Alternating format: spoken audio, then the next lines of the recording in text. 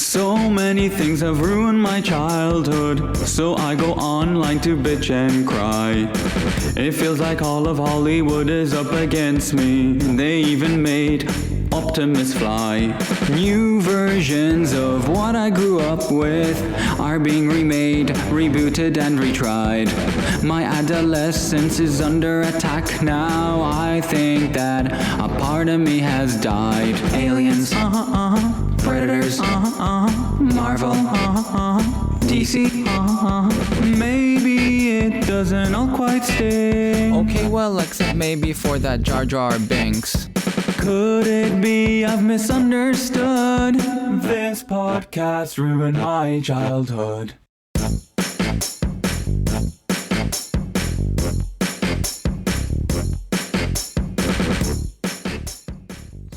Hello, everyone, and welcome to This Podcast Ruined My Childhood. I'm Phil, and with me is Eric.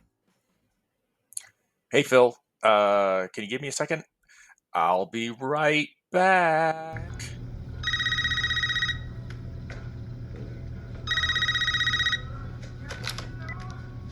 Hello? Hello. Is Christina there? No, she's not available. May I take a message? Yeah, sorry. I'm a friend of hers from group. Shit. From her shit? Look, just, tell her I'm from group. I'm Charlie. She's got my number. Oh, she goes to a group. Look, I shouldn't have, just tell her that Charlie called. And I will do exactly that, Charlie. Once you tell me what kind of group we're talking about. Is it That's, AA, yeah, I can't. NA? Well, you sound exactly like she describes you. She talks about me in group? Look, I don't think I can really talk about that. What did she say about me? Well, she loves you very much. Oh, what does she love about me? Okay, well, she loves that you're creative. You love art and TV and movies. Okay, well, lots of people love movies. Yeah, but she says you love scary movies and that you guys have that in common. She's proud of making a fan out of you. She is? Yeah. She told me the other day she wonders, what's your favorite scary movie? The Babadook.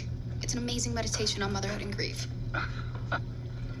Isn't that a little fancy pants? Well, it's elevated horror. What does that mean, elevated horror? You know, it's like scary, but with complex emotional and thematic underpinnings. It's not just some schlocky cheeseball nonsense with wall-to-wall jump scares. That sounds kind of boring to me. Have you ever seen Stab? Once, I think, at a sleepover when I was like 12. You live in Woodsboro, and you don't know Stab? Well, your mother loves that movie. She talks about it all the time in group. How well do you remember the original? I don't know. And it was like super 90s. It was like really overlit, and everyone had weird hair. Do you remember the beginning? Not really. I mean, it started with the kill scene, right? They always started with the kill scene. Yeah, that's right. That's right. It's a girl at home, alone. She answers a wrong number and starts talking with the killer who makes her play a game. Would you like to play a game, Tara? Now, obviously, everybody knows you're not supposed to say I'll be right back in a horror movie, but this movie franchise has been back now 5 times, so I guess it's okay to say it. That's right, we're going to be talking about Scream 2022, I guess is the title, because it is just Scream. It's the 5th installment in the Scream franchise, and for those of you keeping score, Eric and I did a look back at the entire Scream franchise, or at least the first 4, quite a while ago in our first season. So if you want to get our ideas on the first 4 movies, go back and take a listen to that. But for this, we're going to dive into this. This is the first requel that the Scream franchise has brought to us. Now, the first one obviously was an original, the second a sequel, the third was supposed to be the end of a trilogy, and then the fourth was supposed to be a reboot. And it didn't really go all that well, that fourth film. But the fifth film now is jumping on the trend of requels, where you take something old and just make it shiny and new with allusions back to the original. So, and there were quite a few in Scream 5 or Scream, or what are we going to call this as while we Just talk about it? Scream Just Scream? 5. Come on. We're Scream 5. We're I mean, we're they beyond missed, being cute here. we are. They missed an opportunity, though, to have the 5 as the S in Scream. And it's funny because there's kind of a meta joke about that in the movie, but Well, we'll get there in a minute. and I agree, except for the fact that 5cream is this really popular porn, and they Right. just did not want opposite synergy there. So Yeah, that makes sense. Although this is originally a Weinstein production, so it seems like that's appropriate. And the that's zing. anyway. So yeah, Scream 5 came out January 14th of 2022. A total runtime of 114 minutes, so it's a pretty long horror film. Just under 2 hours. And the budget for it was $24 million, and it returned $138 million. So it did pretty darn well in its release in theaters in, return from the holidays with COVID still running rampant out there in the world. So you went and saw it. Yep. So Eric, what are your thoughts? I was super intrigued because they were bringing back the OG cast, which was fine. They've had OG cast throughout. Nev Campbell's been in all of them, so that still makes this feel, even though, like you said, it's a requel, which I guess is rebooting a sequel or rebooting a reboot or remaking a sequel, depending on how you want to look at it. But so I was glad that Nev was back. I like Courtney Cox was back, David Arquette. Here is the thing, though, and this is where I just really want to get right at it. To somewhat paraphrase Jeff Winger, Joel McHale from Community, Abed, why do you always have to take reality and shove it back up its ass? That's not the exact quote, but you get what I'm saying here. I was overwhelmed with the meta. It's Scream has always been the meta horror movie, introducing us to the rules. And then, and Jamie Kennedy was great. I really thought they did a great job in the original trilogy portion of it with, Jamie going through the rules in Scream. That was super duper cool because that's the kind of thing, like back then in the 95, 96 era there, like people kind of talked about that, like things you do and don't do in a horror movie, why are they doing that instead of doing this? And so that was super cool. It was funny, and it never really been done that way. And it was an intense, scary horror film, but it also had that meta fun quality to it. Really cool. Then the sequel. That was great. Jamie Kennedy comes back. Oh, we're in a sequel now. The body count's higher. The kills are more gruesome. And then brilliant, because when we talked about this, I hadn't seen Scream 3 in its original. I never saw it at the theater, and it pretty much got by me until we did that podcast. And I love, I'm like, how are they going to do the rules? And they bring back Jamie Kennedy's like, oh, I'm on tape. So if you're watching this tape, that means I didn't survive. So now we're in a trilogy. And I was like, oh, that is so cool. But that only can go so long. I think the trilogy was a perfect package. The reboot had some hits, but also had some misses. But now this requel, gosh, man, that whole scene where Jamie Kennedy's niece is going through the new definitions of what a requel is, how you bring back OG cast, and you got to introduce new players, but there's still got to be a tie to the past, but it's still got to be something new. I was so bored with that because I really felt like I'd seen that scene way too many times. And by the truest definition I have, that was the 5th time I've actually seen that scene. And I think that was the longest of all the rule scenes in any of the movies. It was because there were a lot of questions and people were starting to cast doubt on each other right in that living room. So yeah, it was pretty long. In addition to that, I think there's been too much requel, reboot, sequel, whatever we're calling them now, that it's almost like Scream was just a little late to the party with it. because we've already seen this play out in Star Wars. Mm-hmm. And we're starting to, we saw it with Ghostbusters Afterlife. We've already seen enough of these. The movie is made 20 years after the last film was made type scenario, even though I know it's not 20 years with Scream here. Since the last time we saw a Scream movie on the screen. But we've still seen it. So it's not something new. It's not the cutting edge. You're not bringing anything to my attention that's not already been out there. So I guess my opening gambit in this discussion is just to say the meta-ness was overused and I think a little unnecessary. What would you say? So I do agree with you, but I also appreciate that the movie continues to know what it is.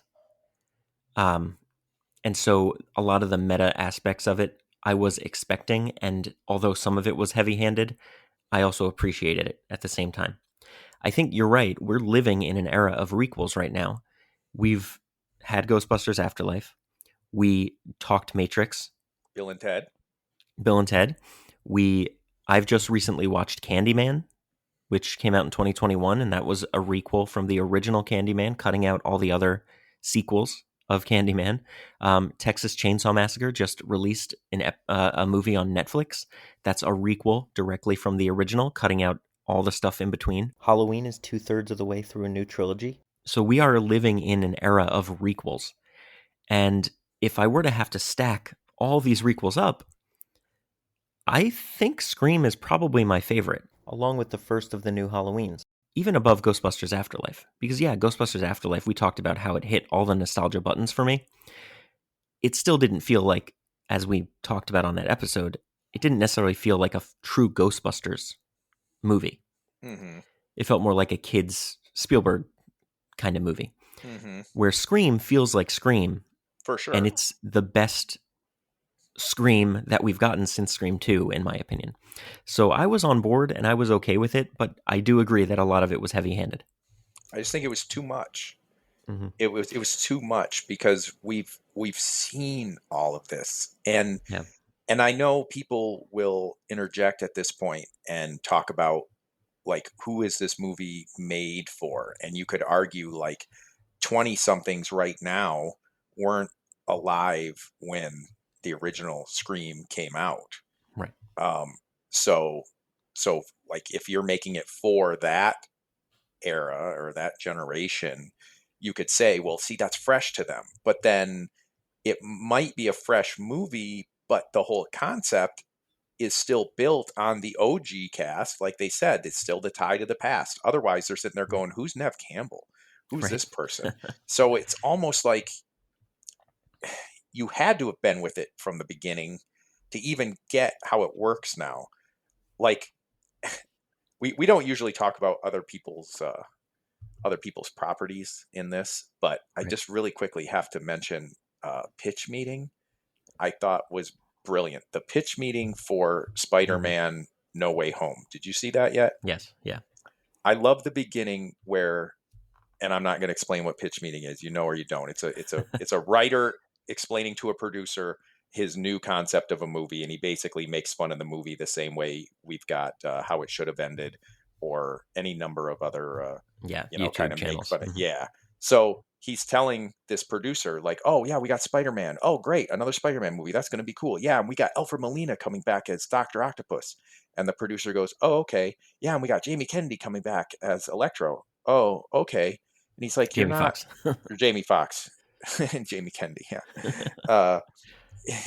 He says, and the producer's just not getting it. And he's like, have you seen the other Spider-Man movies? And no. He goes, sir, I'm going to need you to go watch 9.5 hours of films for me. So then he comes back and he's like, oh, okay, I get it now. He's like, yeah, we're going to have Tobey Maguire come back. Wow, he's from the other movie. He goes, that's the reaction I wanted. Yep. So ultimately, if you haven't been with some of this stuff now, then there's no payoff. Seeing Nev Campbell and David Arquette means nothing to a 25-year-old who's like, oh yeah, I saw this Scream 4. I never saw the originals, but Scream 4. So you can't even appreciate a whole subplot of the movie because you're just not up to speed. So again, who are they made for? I think they're made for us because we're the only ones getting the deep cuts here. Yeah. I think it's kind of a weird balancing act that they're trying It is. or tightrope maybe even that they're trying to walk, because when you think about horror movies and people that love horror movies, you generally only go and watch the original when something's outside of your timeline of your life. So like for me, growing up, I saw the original Friday the 13th the most. I saw the original Nightmare on Elm Street the most. I saw, all of the originals, the firsts, are the ones that I've seen more than any other sequel. And so when you think about the new generation that loves horror movies that's going to go see the new Scream, they probably have only really watched the first one. Maybe they've seen the fourth. Maybe they've seen all of them. But because the first is such a new cult classic, Mm-hmm. they most likely have seen just the first and are now seeing the fifth. And so I think that's also part of this too, is that they're really banking on their audience knowing the lore from the first movie only, and then going into this appreciating that. Because everything was a callback to the first movie, and there were very few callbacks to any other. Right. So diving in, though, how did you figure anything out early on, or did you have to get to the end to figure out who they were, who the killers were? I pretty much had to get to the end, because at one point I thought I knew what way it was going, and then I didn't. But I'm throwing a flag on it because I'd say it was a little bit deceptive in my opinion. I think my suspension of disbelief was pretty much stretched to the limits, as far as who one of the killers was. So, Okay. so to me, I'd already ruled all that out, and then when they revealed it, I was immediately like going back to the, I was the referee under the hood, watching the Check the replay, tape. going, nope, nope, nope, I'm not buying that. All right, so let's talk through that. So before we get there, though, let's talk about the new cast. So obviously, you already mentioned we have the OG, Nev Campbell, Courtney Cox, and David Arquette reprising their roles as Sidney Prescott, Gail Weathers, and Dewey Riley. But we have the new cast that we've rounded out, which is Melissa Barrera as Sam Carpenter, and she's kind of the new final girl that we're getting. Jack Quaid as Richie, and Jack Quaid plays Melissa Barrera's boyfriend, Richie. Mikey Madison is Amber. Jenna Ortega is Tara. So Tara is Sam's little sister, and she's the first one who gets attacked in the movie. And then Dylan Minnette is Wes Hicks. And then the two Meeks nephew/niece, the twins, Jasmine and Mason, are Mindy and Chad. And they're, like you mentioned, the niece and nephew of, what's his name? of Randy. And then we have Judy Hicks back from the fourth movie. So she's kind of the only person that's carried through from number 4. And then Skeet Ulrich as Billy Loomis. That was pretty cool. That was pretty cool. So Skeet Ulrich did he was in the film, and they did some de-aging, both makeup and digital, like CGI de-aging for his sequences. So it was pretty cool to get Billy back. But how did you feel about the tie to it? So now that I've just talked through the cast, we find out in the film that Sam Carpenter is actually Billy's daughter. And so her mom was with Billy before he died, gave birth to Sam. Sam found out, confronted her mother, and then it divided up her family. Her father left, or her stepfather, whatever we'd call it, but Tara's dad left and completely divided the family, which is why Sam ran away.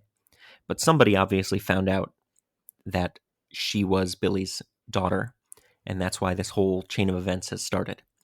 But what did you think about that tie to the past? It's thin. It's very, very thin, as is the motivations for the killers. I think every one of these screams is a little bit less and less and less of a how do I want to say this? I think every killer's motivation in each of the screams gets thinner and thinner and thinner in every sequel. Because Yeah. Billy and blanking on his name. Stu. Billy and Stu were just two kids way too obsessed with horror movies, decided to just be killers. You can believe that in the sense of there's a lot of really crazy high school kids who take things too far sometimes. Mm-hmm. But then I'm expected to believe that Billy's mom, to this point, as far as I know, a completely normal, sane person, decides that she's mad that her son died. So now she's going to be a serial killer with another film buff partner and kind of mask the whole thing, but sort of end up killing people who had nothing to do with Billy's death in the first place. I could see if she just wanted to go after Nev Campbell, fine, or maybe, another classmate or two, but really there were college people getting killed and murdered for no real reason except that one was they had a name friend and so their name tied them to the people that died. So then they start, somewhere in there they start making they start making the stab movies, and so now gets to Hollywood. Well, now we find out Nev Campbell's got a half brother, and now he's all of a sudden been a Hollywood whatever he was, producer, director, active in Hollywood, and now he decides he's going to be a serial killer. And then in the fourth one, I can't even remember, it was her cousin wanted to, and so now a cousin wants to be a serial killer. Yeah. And now in this one, I mean, honestly, I can't even really remember the real motivation behind this, because again, to this point, I have to believe that the two killers were just normal people, but it just, the motivations just get so thin by the end. And then the fact that it had to tie still to the original. So who can we get? Because we've already killed everybody else off. What if Billy Loomis had a daughter? I mean, in the one hand, I don't mind it. But on the other hand, I'm like, this is so weak now because of where it ultimately ended. It's the same kind of leap of faith you have to take from Scream 3, where Maureen Prescott goes to Hollywood and spends a couple years there and has a son, and then goes back to her life in Woodsboro when it didn't work out. Mm-hmm. And so you have to kind of make that same leap of faith that Maureen had this whole life that we didn't know about, and we're just finding out about in Scream 3. And if you can go along for that ride, then in Scream 5, you can go along for the ride that Billy was really unhappy in his relationship with Sydney since she wouldn't give it up. And he talked about it the whole movie. So yeah, he would have, messed around and maybe had a kid. So you have to make that same leap of faith. True, but Billy's offspring is not the killer. Right. That's just the tie to Nev Campbell to bring her back. Right. And that's where I say that's a thin excuse for bringing her back. Yep. Yeah. Well, and the excuse they make in the film is that Dewey dies, and so she comes back, and that's why she's there. It's not because of Sam. It's because Dewey's dead, and she comes, even though she said she would never come back to Woodsboro, Dewey's death makes her come back. But that's beside the point. So you said you don't really remember the motivation of the characters. Well, the motivation of the characters is that Stab 8, which when I referenced earlier the 5 Scream, that's right. Stab 8, they mentioned it was right there. The B should have been an 8 in Stab 8. And don't even get me started on Ghostface's signature new weapon. That shit is lit. And can we talk about the title? Stab? What, just like the original? Just call it Stab 8. It's fucking Stab 8. You're not fooling anyone. It's just such bullshit. They just called it Stab again. So they made that joke about Stab as they did with Scream. Right. But the killers loved the franchise and loved the original so much and hated how much of a departure each film has taken from the original. So they were planning on getting things back to basics so that whatever they do, this killing spree they go on, can be made into the true reboot or requel of the franchise. And so that's their motivation. They are people who Stab 8 ruined their childhood and they couldn't get over it, so they became serial killers. It's a bummer it's me. It really was the best choice for the movie. This isn't a fucking movie! No, but it will be. That's the point, right, Amber? Right, hon? Third act, bloodbath, check. Killers revealed, check. Time for the big finale. Someone has to save the franchise. See? No one has made a great Stab movie since the first one. Not really. Hey, baby, you want to go get the very ex Mrs. Riley? Yeah, I do. Hey! Whoa. Sydney Prescott. No. I'm a really big fan. Go fuck yourself. You see the last Stab movie? Not really a fan of scary movies. That checks out. Anyway, suck balls. Because nobody takes the true fans seriously. Not really. They just laugh at us. And why? Because we love something? We're just a fucking joke to them?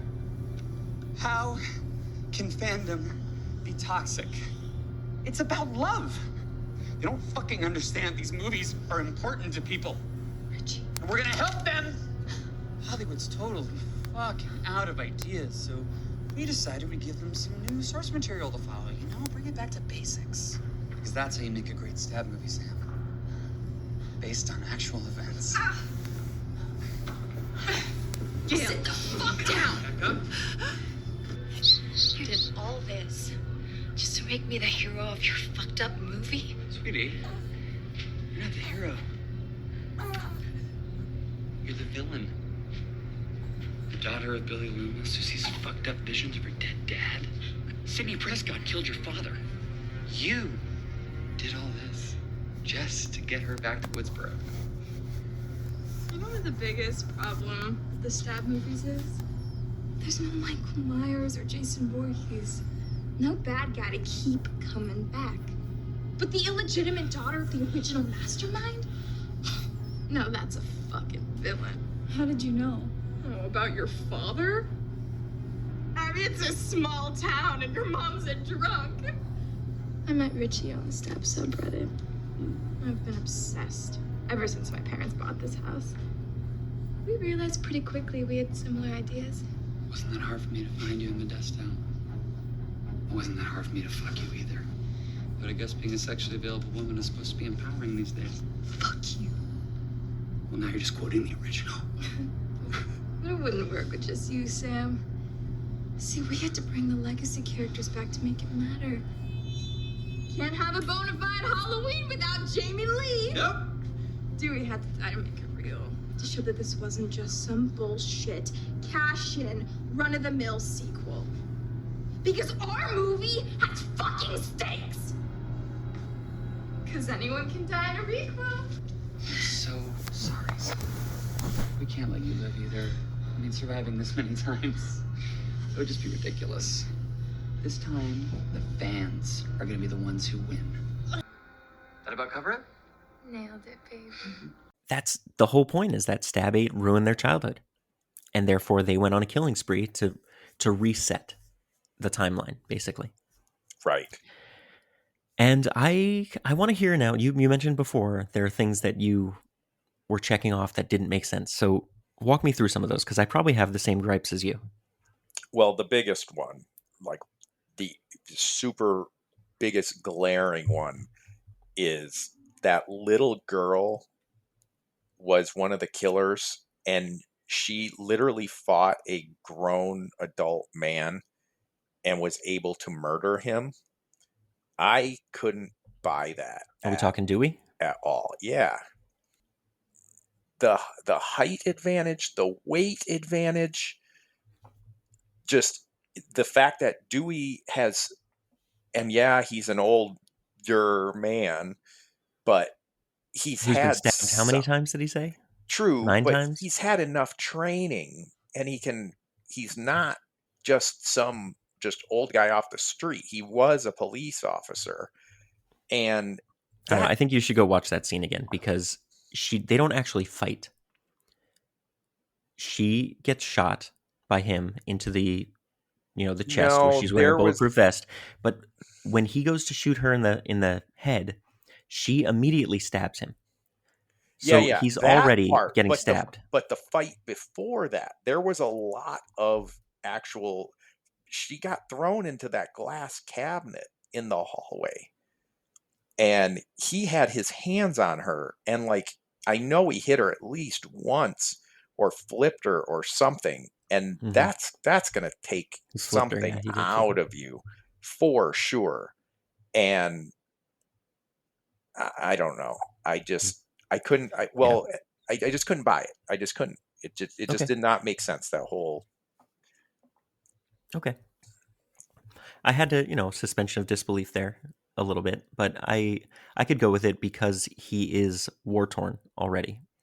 He's gotten stabbed so many times. His strength is not where it should be for a person of his age. And so, yeah, she got hit and flipped over, but she's still running on not only the adrenaline, but also she's like 18.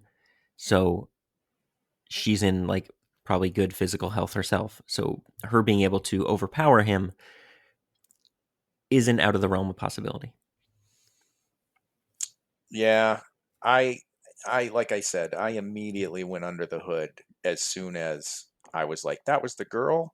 And then I was like, because I went back immediately and I ran that fight through my head, and I was like, no, I don't buy it.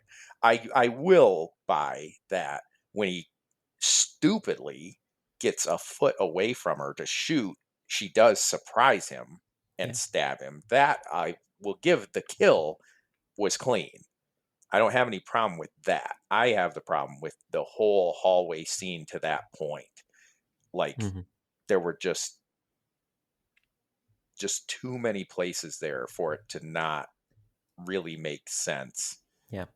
Also, this might get nitpicky, but when these killers have these amazingly intricate plots about how they want one thing to end up one way or another way, and I mean, well, let's even go back to the beginning now. I'm sorry, I'm skipping around, but how good of a surgeon is Richie that he was able to carve up Tara without actually letting her bleed out or die.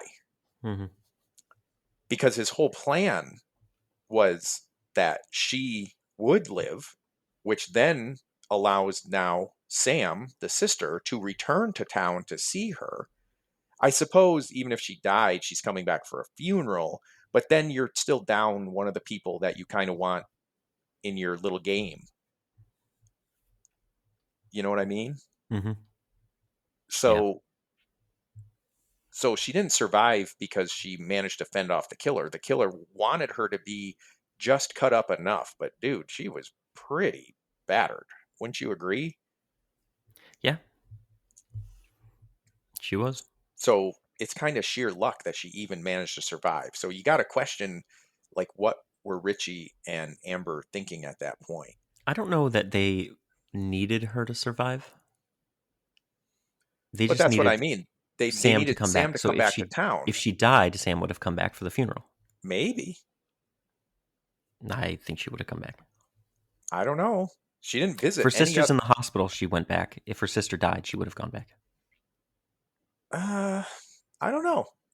Because at that point, the whole reason she stayed away was because of the whole Billy Loomis Woodsboro stigma. And if it's just for a funeral, I mean, she didn't visit any other family when she came back. I don't know.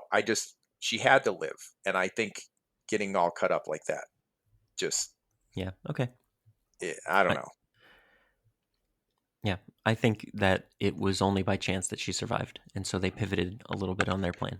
So then back to the hallway in the hospital scene, and you've got Richie laying there, who is a killer.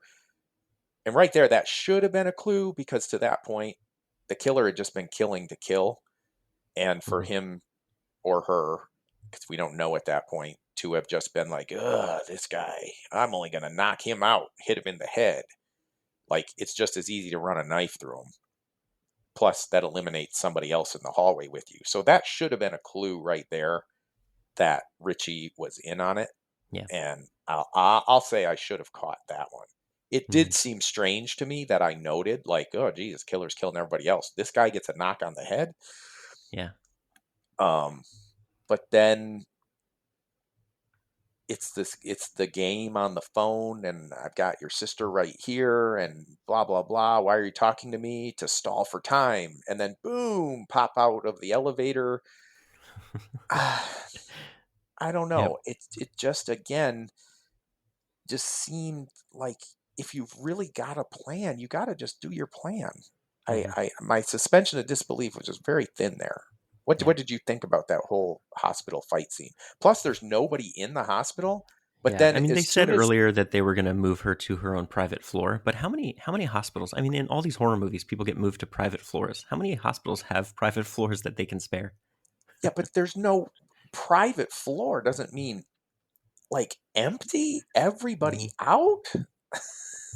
Well, the people that were working the desk were dead, right? We saw that. Tara saw that someone was dead on the ground. That would have been at the Yeah, I reception desk. know. It just, But I agree with you. That scene, that whole sequence felt off. And there are two places where I thought this Richie's probably in on it. And it was in Dewey's trailer when he said the boyfriend's always the killer. Or, whatever he said. I was like, yeah, that makes sense. Okay. It's probably Richie. Except the reason I didn't completely fall for that is because the boyfriend was not the killer in Scream 2. Right. But this is a requel, so things are parallel to the first movie, not sequel rules, where it's actually not the one that's close. So that's why I was like, this makes sense. Could be him. And then what made me really think it was him was when, like you said, he kind of got cut on the arm and then hit in the head, and that was it. But then I went back on it later because he's like, he really wants to get out of town.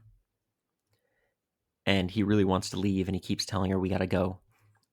And so I thought, well, maybe I'm wrong. Maybe it's not him, because he's trying really hard to convince them not to go get the inhaler at Amber's house. And also, what a weak reason to go back, because all she had to do, because they were trying so hard to convince her, all she had to go is, you know what, I'll be fine. I'll just do my breathing exercises.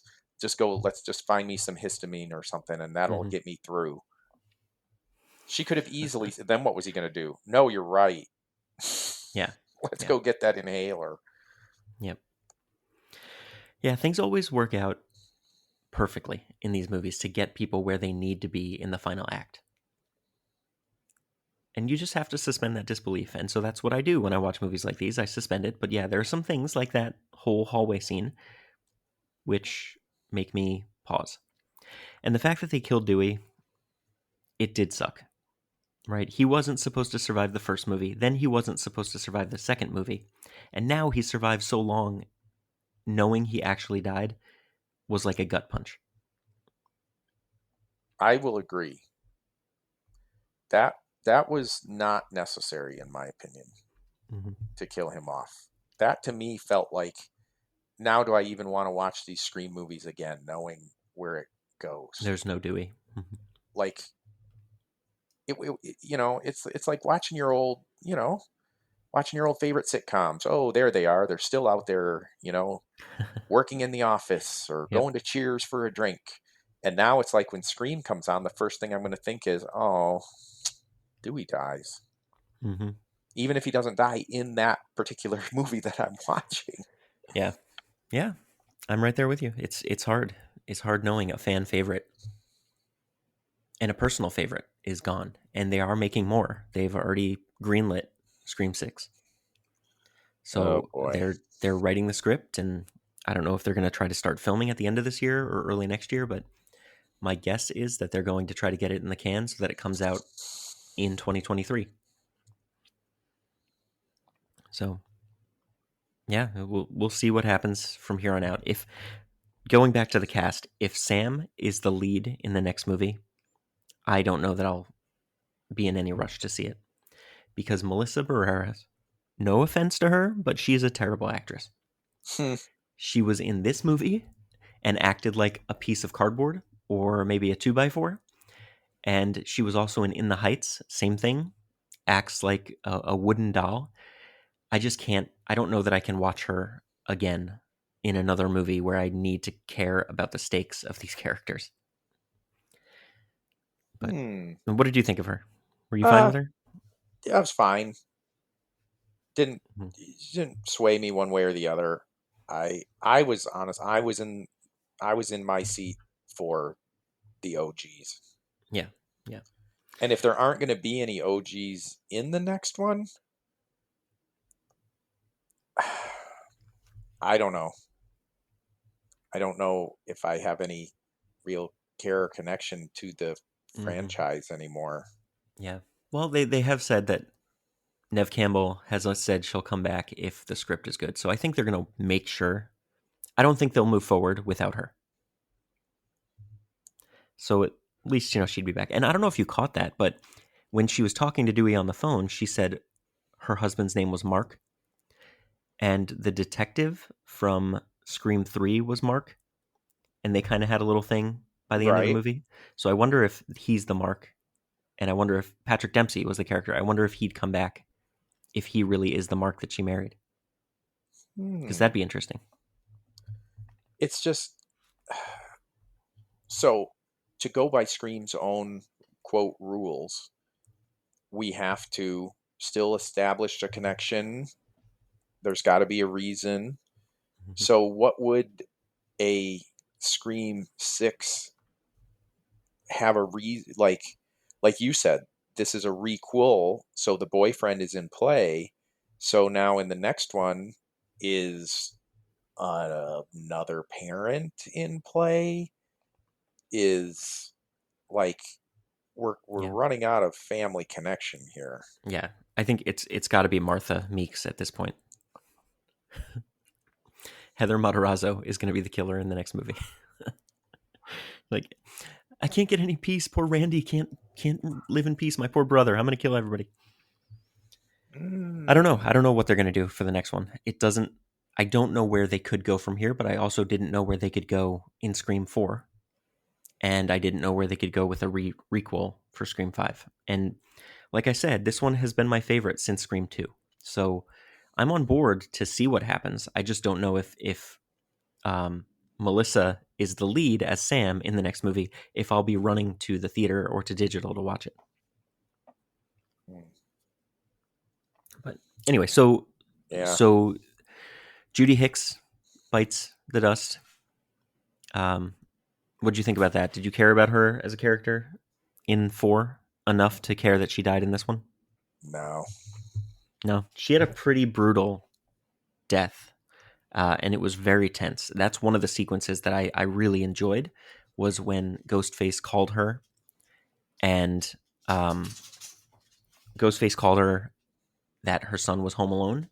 And so she turned the car around, and then we kept going to cuts of him just acting like none of his friends had just been murdered recently, taking a shower, walking around his house with his headphones in, just doing his thing, not really worrying that he's potentially a target.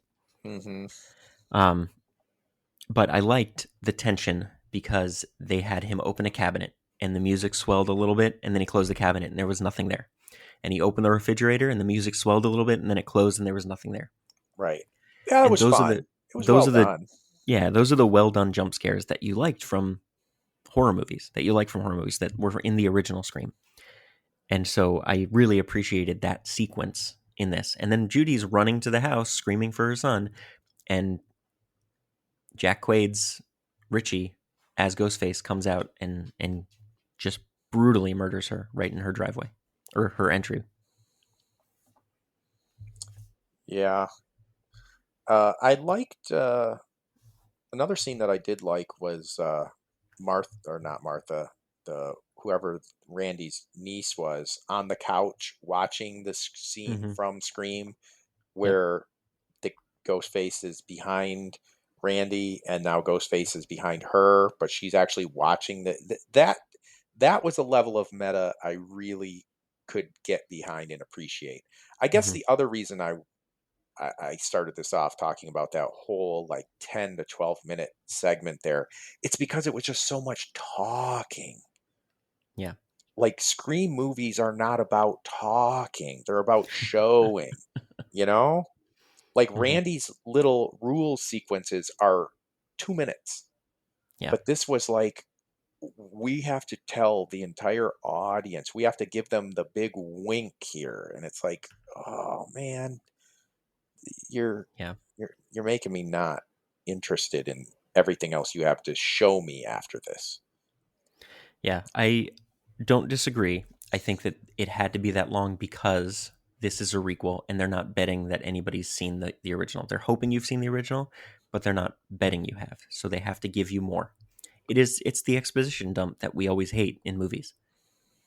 And that's what that scene was. It wasn't just the rules, it was also the exposition dump. Right. Well, and Um, that's unfortunately where these mhm. requels they just need to be better written. They need to be better Yeah. movies. Like that was one of my big problems with Ghostbusters Afterlife. Was one of the big dramatic quote unquote scenes is the granddaughter of Egon talking on the phone Mm-hmm. to Dan Aykroyd, Ray Stantz in another state. Yep. Like that was so dull. That is Yep. just Agreed. And I agreed with you on that. like I can at least say, like, for as much as I wasn't a big fan of it, Force Awakens did very little. Let's sit you down and get you caught up with what the galaxy is and where we came from and blah blah blah. They still moved pretty fast. There are no long explanations. Yeah. Now, they're also way too short on them as the movies progressed, which is because they want you reading all the other books and TV shows, et cetera, seeing all that stuff to fill in those blanks. So that's actually Mm-hmm. where I'll say the Star Wars franchise suffered, is they left too many holes. They didn't even go back and fill them in later. Right. So, but yeah, it's too much talking. Yeah. Yeah. Um, the sequence at the end, I want to just highlight that before we finish this off, is that the parallel between the original movie and this movie is that they take us back to Stu's house, which is the same house that was the end of the first movie, where there was a house Mhm. party commemorating the dead. And so now they're at the same house, which is where Amber lives, and they're commemorating the dead. And so it's a good parallel, which is why it's so funny to watch Mindy watching the first Stab movie, which is somebody acting as her uncle with the ghost face coming behind her, because it's that space, it's that room, it's the same exact place where Mhm. it all Mhm. happened in the first movie, which I really, really thought was cool. And the going to the garage for beer, the what do you call it? The closet, opening the closet and there's somebody there. Mhm. The kitchen, it's the same kitchen, it's just been modernized a little bit more, which is cool. It's got the same corners and the same placement of the sink. I just really liked those attention to details that they had for the end scene. But then, of course, we get a lot of misdirections of, well, maybe it's Tara, or maybe it's Liv, or maybe it's Chad. Where's Chad been? And then Chad gets cut up. And then where's Richie been? Oh, we went to get beer by himself. So it's a lot of these misdirects that we then get to Amber just shooting Liv in the head, which seemed kind of out of place when she's screaming, I'm not the killer, and then she just pulls out a gun and shoots. I don't know. But everything was moving so well for me until that very that end reveal sequence. I liked the parallels. I liked where everything was going until Amber just shoots Liv, because I didn't see Amber as a killer. Yeah, that they didn't do, I don't think, unless somebody forced me to rewatch it. I don't remember anything specifically that made me think she was on the table any more or less than anybody else. Yeah, which is kind of what you're supposed to think, right? We're supposed to not know who it is, but I just didn't ever see a point where she was the killer, except I think at one point she talked about how bad the new Stab movie was. Well, I suppose it's just, and you can correct me on this, I'm pretty sure in the first one, it was also a surprise that there were two killers. Yeah, that's true. So knowing that two killers is in play, I honestly, not knowing who was who, I didn't believe for a second that there was only one person doing these things, because there's no way one person could have been. Right.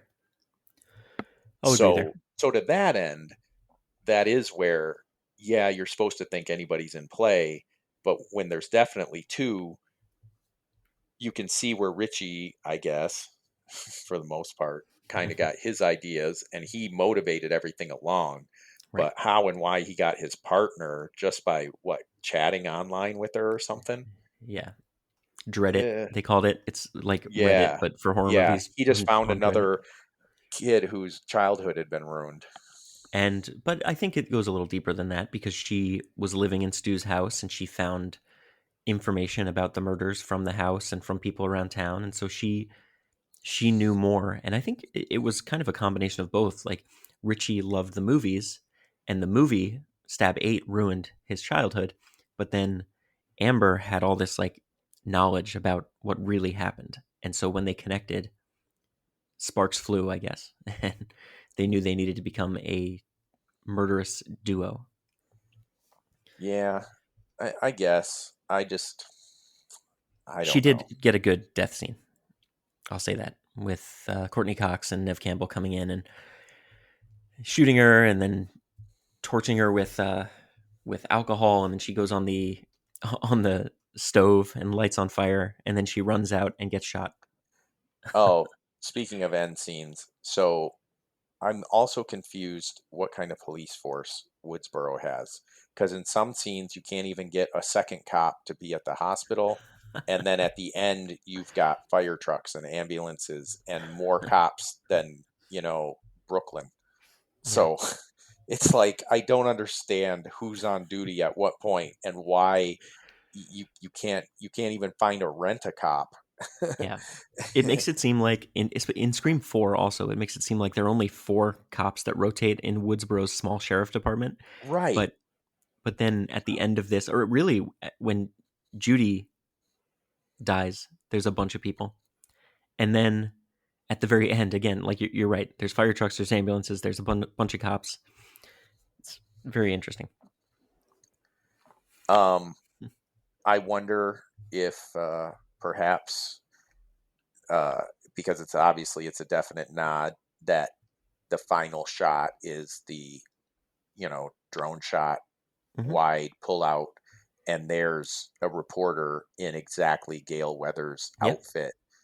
I wonder if that actress will be part of the next one. Because again, if we're doing parallels, then, but how many?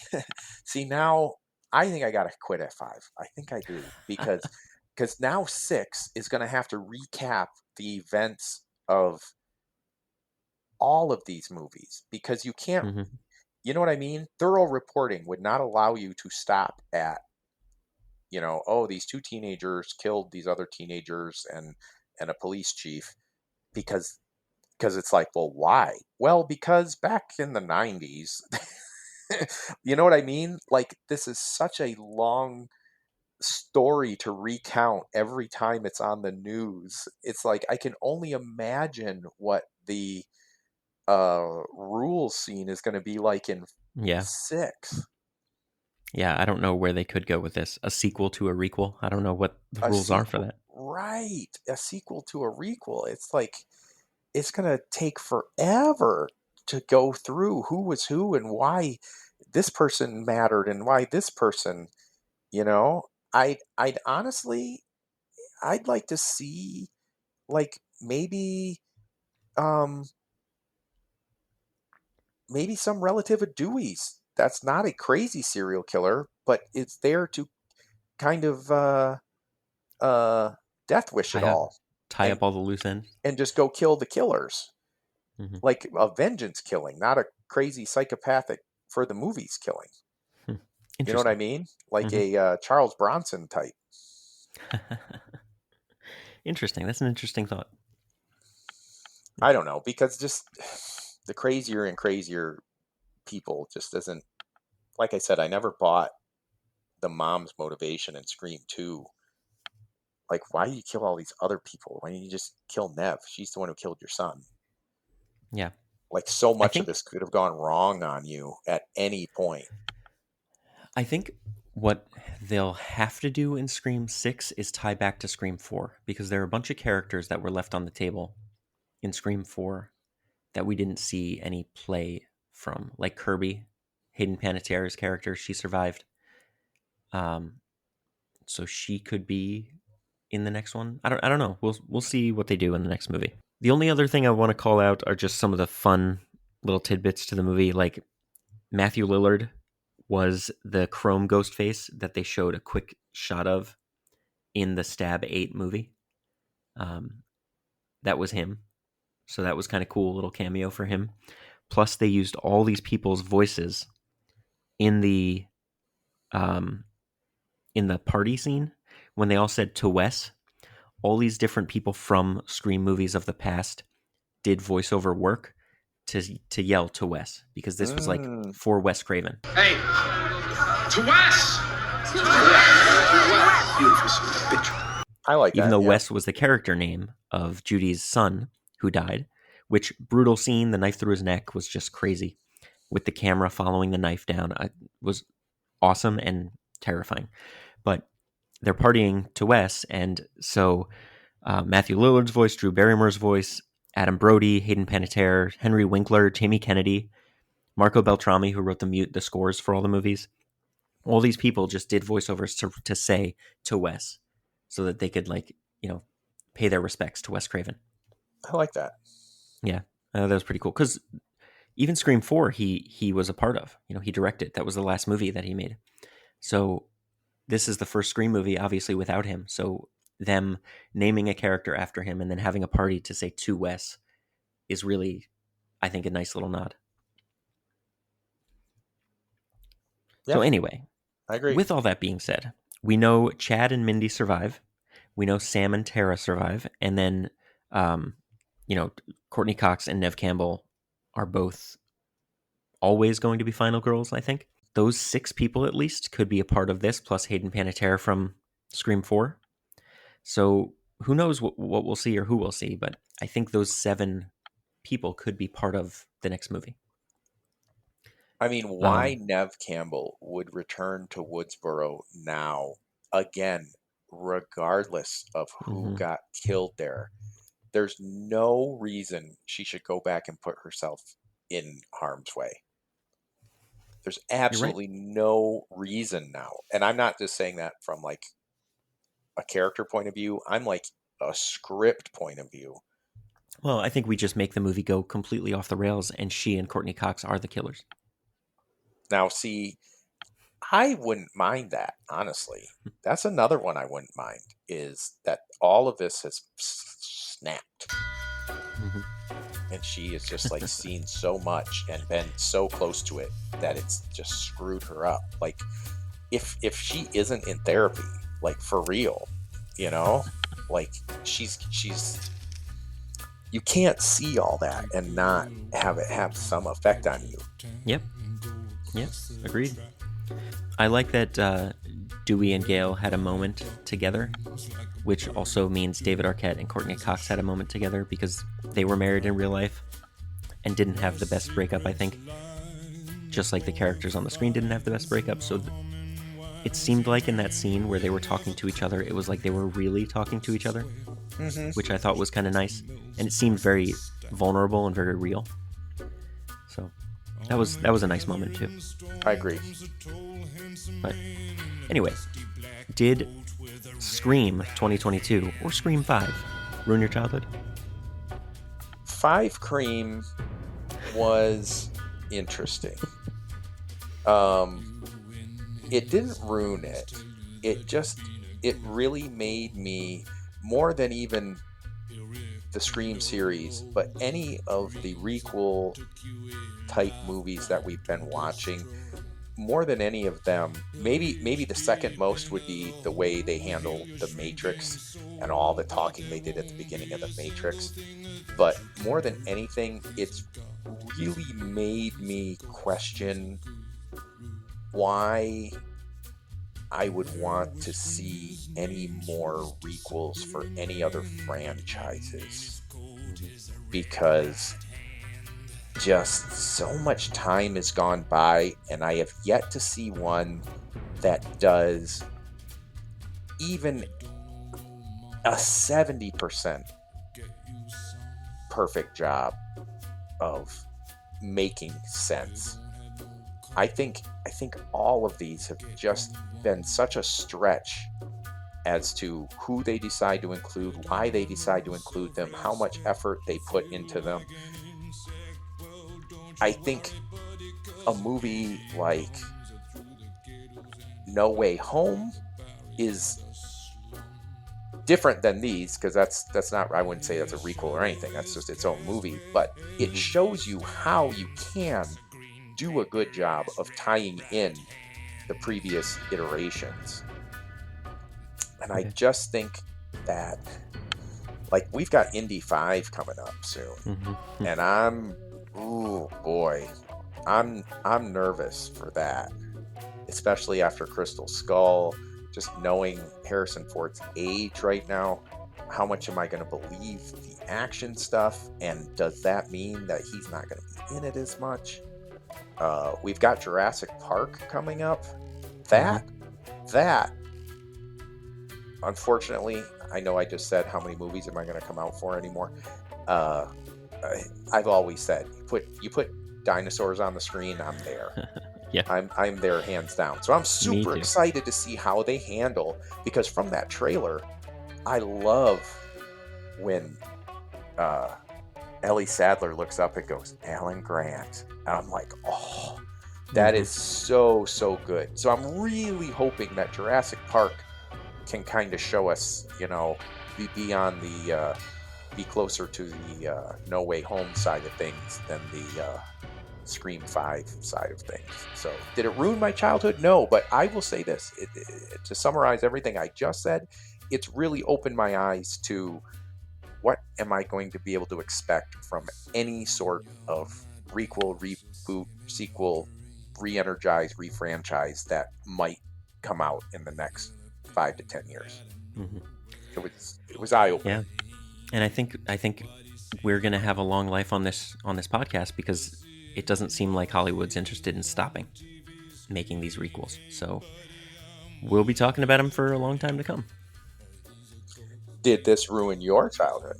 It didn't ruin my childhood. Like I said, I mean, it's my third favorite Scream movie at this point.